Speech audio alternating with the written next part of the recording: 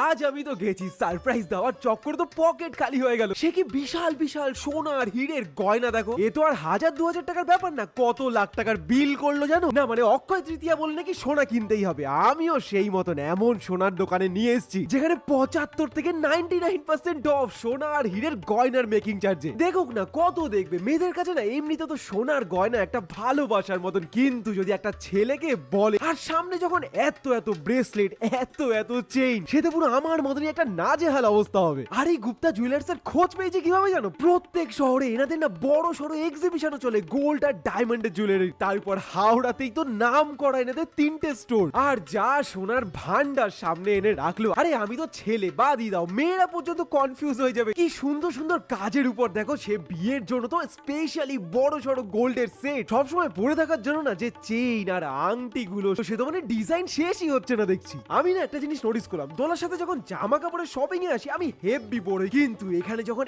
একের পর এক হীরের কালেকশন দেখালো আমার চক্ষু তো চড়ক গাছ। তার উপর এগুলো তুমি চাইলে না বাড়িতে বসে ফ্রিতে ডেলিভারিও হয়ে যাবে। জাস্ট এই নাম্বারে হোয়াটসঅ্যাপ করলেই একের পর এক কালেকশনের ফটো চলে আসবে, আর যেহেতু হলমার্ক দেওয়া তাই প্রপার বিল কাগজপত্র সহ তোমার বাড়িতে ডেলিভারি হয়ে যাবে। কিন্তু ভাগ্যিস জানো তো, অক্ষয় তৃতীয়ার টাইম সামনে, সোনার দাম বাড়ুক না বাড়ুক, মেকিং চার্জে যখন 75-99% অফ, আর তারপর গুপ্তা জুয়েলার্সে আবার যাই কেনাকাটা করো গিফট তো পাবেই।